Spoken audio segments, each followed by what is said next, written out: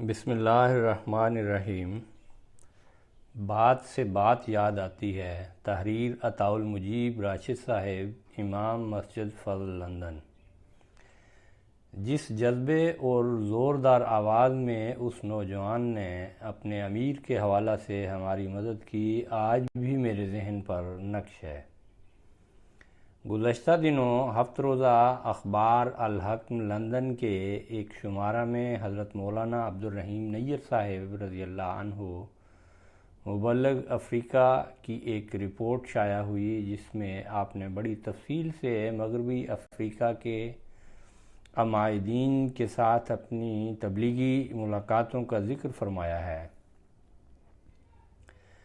اس تفصیلی رپورٹ میں حضرت مولانا نیر صاحب رضی اللہ عنہ نے نائجیریا کے امیر آف کانو سے اپنی ملاقات کا بھی ذکر کیا ہے۔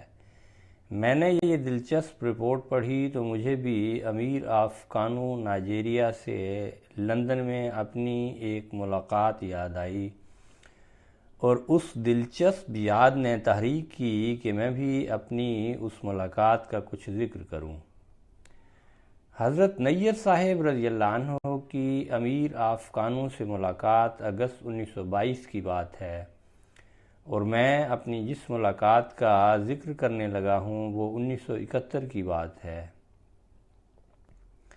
امیر آف کانو کو سیاسی لحاظ سے نائجیریا میں بڑی اعلیٰ حیثیت اور مقام حاصل تھا، اور جماعت احمدیہ سے بھی ان کا قریبی تعلق تھا۔ وہ اپنے وفد کے ہمراہ مختصر دورہ پر لندن آئے۔ نائجیریا کے سفارت خانہ نے ان کا اور ان کے ساتھ آنے والے اراکین وفد کے قیام کا انتظام وسطی لندن کی ایک بلند پایہ ہوٹل میں کیا تھا۔ فروری 1971 کے شروع میں مسجد فضل لندن میں مکرم محترم چودھری شریف احمد باجوہ صاحب بطور امام مسجد فضل لندن تشریف لا چکے تھے، اور میں ستمبر 1970 عیسوی سے بطور نائب امام مسجد فضل لندن میں خدمت پر مامور تھا۔ ایک روز وکالت تبشیر نے بذریعہ خط ہدایت بھجوائی کہ امیر آف کانو چند دنوں میں لندن آ رہے ہیں، ان سے رابطہ کیا جائے۔ بتایا گیا کہ امیر آف کانو کا نائجیریا میں جماعت سے قریبی تعلق ہے، اس حوالہ سے لندن میں ان سے ملاقات کر کے ان تعلقات کو آگے بڑھایا جائے۔ یہ اطلاع ملتے ہی محترم شریف احمد باجوہ صاحب اور میں نے فوری طور پر لندن میں نائجیرین سفارت خانے سے رابطہ کیا۔ سفارت خانے کے متعلق اعلیٰ افسران سے تفصیلی بات چیت ہوئی، اور ہم نے اس خواہش کا اظہار کیا کہ امیر موصوف ہماری مسجد، جو برطانیہ میں جماعت احمدیہ کی طرف سے بنائی جانے والی پہلی مسجد ہے، تشریف لائیں اور استقبالیہ تقریب میں شرکت کریں۔ محترم امیر صاحب کانو کا پروگرام بہت بھرپور تھا، اور سب پروگرام پہلے سے طے ہو چکے تھے، اس لیے وہ باوجود خواہش کے مسجد نہ آ سکے، تاہم انہوں نے بڑی خوشی سے ہمیں اپنے ہوٹل میں ملاقات کی دعوت دی۔ چنانچہ اس ملاقات کے لیے ایک جمعہ کے دن صبح کا وقت طے ہو گیا۔ محترم امیر صاحب کانو کے لیے ہم نے جماعت کا شائع کردہ اسلامی لٹریچر اور چند تحائف خوبصورتی سے پیک کر لیے، اور ایک کار میں ملاقات کے وقت مقررہ سے کافی پہلے ہوٹل کے کار پارک میں پہنچ گئے۔ یہاں تو سب کام ٹھیک چل رہے تھے، لیکن اس کے بعد جو صورتحال سامنے آئی اس نے ہمیں بہت فکر مند کر دیا۔ ہوا یہ کہ کار تو ہم نے کار پارک میں پارک کر دی اور ٹکٹ حاصل کر لیا، لیکن یہ صورتحال سامنے آئی کہ ہم نے کار تو کار پارک میں کھڑی کر دی ہے، نکلنے سے پہلے اس کی پارکنگ فیس کا کیا بنے گا؟ ہم دونوں نے اپنی جیبیں ٹٹولیں تو ان میں کوئی رقم نہ تھی۔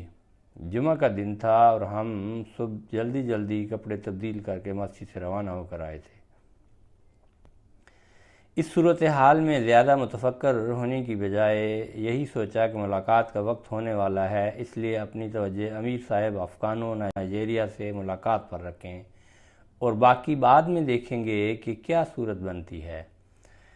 ہم اپنے ساتھ قرآن مجید مترجم کا ایک نسخہ اور چند جماعتی کتب کے علاوہ چند تحائف بھی امیر آف کانوں کی خدمت میں پیش کرنے کے لیے لے کر آئے تھے۔ یہ چیزیں لے کر ہم دونوں ہوٹل کے اندر گئے اور چند لمحوں میں امیر صاحب کانوں کی خدمت میں جا پہنچے۔ امیر صاحب نے بڑے تپاک سے ہمارا استقبال کیا، چائے اور کافی کا انتظام تھا۔ رسمی تعارف کے بعد ہم نے ان کا شکریہ ادا کیا کہ دیگر مصروفیات کے باوجود انہوں نے ملاقات کے لیے وقت دیا۔ امیر صاحب جماعت احمدیہ سے اور کانوں میں جماعت کی تبلیغی، تعلیمی اور طبی خدمات سے وہ بخوبی واقف تھے۔ انہوں نے اس حوالے سے بہت ممنونیت سے جماعتی خدمات کا ذکر کیا۔ ہم نے لندن مشن کے قیام کی مختصر تاریخ بیان کی اور انگلستان میں تبلیغ اسلام کی مساعی کا ایک خاکہ پیش کیا، جس کو انہوں نے بہت توجہ سے سنا اور سراہا۔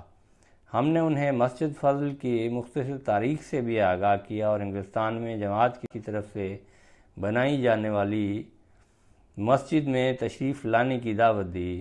آپ نے اس دعوت کا شکریہ ادا کیا اور معذرت کی کہ اس بار پروگرام اتنا مصروف ہے کہ اس کا موقع نہیں مل سکے گا۔ یہ ساری ملاقات اور بات چیت تقریباً پون گھنٹہ جاری رہی اور اس کے بعد بہت پرتپاک انداز میں انہوں نے ہمیں رخصت کیا اور ہم نے ایک بار پھر ان کا شکریہ ادا کرتے ہوئے ان سے اجازت لی۔ الحمدللہ یہ ملاقات بہت اچھے ماحول میں منعقد ہوئی۔ ملاقات سے فارغ ہونے کے بعد یوں ہی ہم باہر آئے اور کار پارک کی طرف روانہ ہوئے تو یک دفعہ پارکنگ فیس کے مسئلہ نے ہمیں پریشان کر دیا۔ مسئلہ جوں کا توں قائم تھا۔ کار پارکنگ کی مطلوبہ رقم کے بغیر ہم کار کو پارکنگ سے نکال نہیں سکتے تھے۔ کار پارک کا جو کارکن بیرونی گیٹ پر متعین تھا اس سے بات کرنے کی کوشش کی، مگر وہ اپنی بات پر مصر تھا اور وہ ایک ہی بات کہتا تھا کہ مجھے پارکنگ کی مطلوبہ رقم چاہیے، اس کے علاوہ میں کچھ نہیں سننا چاہتا۔ بڑی بے چارگی کا عالم تھا، کسی کو باہر سے مدد کے لیے بلانے کی صورت بھی نہیں تھی۔ فون بھی کسے کرتے جبکہ فون کرنے کے لیے کوئی رقم ہماری جیبوں میں نہ تھی۔ مزید یہ کہ مسجد میں بھی اطلاع نہ دے سکتے تھے جبکہ جمعہ کی نماز کا وقت بھی ہونے والا تھا۔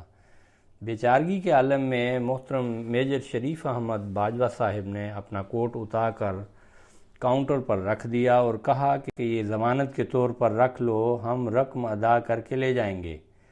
کارکن اپنی بات پر مصر رہا۔ اس پر محترم باجوہ صاحب نے اپنے ہاتھ کی قیمتی گھڑی اتار کر اس کے سامنے رکھ دی، لیکن وہ اپنی بات پر مصر رہا کہ مجھے کوئی اور چیز منظور نہیں۔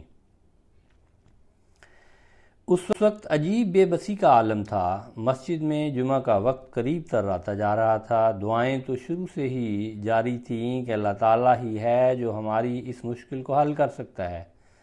مستجاب الدعوات خدا تعالیٰ نے اپنے فضل سے ہماری دعائیں سن لیں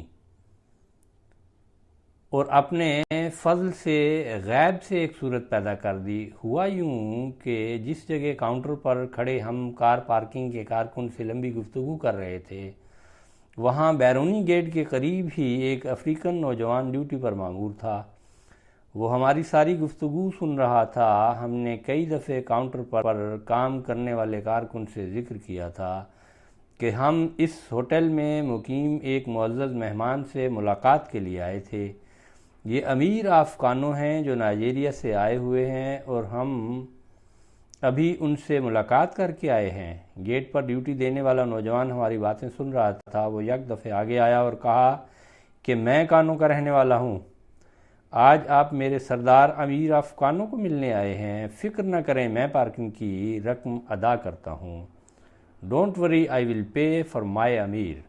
یہ کہتے ہوئے اس نے پارکنگ کی مطلوبہ رقم کاؤنٹر پر رکھ دی اور بیرونی گیٹ کھل گیا۔ اللہ تعالیٰ کا شکر ادا کرتے ہوئے جس نے اپنے فضل سے ہمیں اس مشکل سے نکالا۔ ہم خیریت سے پارکنگ ایریا سے باہر آئے اور کار سے اتر کر اس نوجوان کے پاس گئے جس کو اللہ تعالیٰ نے ہماری مشکل کشائی کا ذریعہ بنایا تھا۔ اس سے نام و پتہ دریافت کیا اور بخیریت مسجد واپس آئے۔ اگلے روز ہم نے ڈاک میں اس نوجوان کا شکریہ کا خط بھی لکھا اور اس کے ساتھ تحفہ بھی ارسال کیا۔ جس جذبہ اور زوردار آواز میں اس نوجوان نے اپنے امیر کے حوالہ سے ہماری مدد کی آج بھی میرے ذہن پر نقش ہے۔ اللہ تعالیٰ اسے خوش رکھے، آمین۔ آواز شعیب خالد۔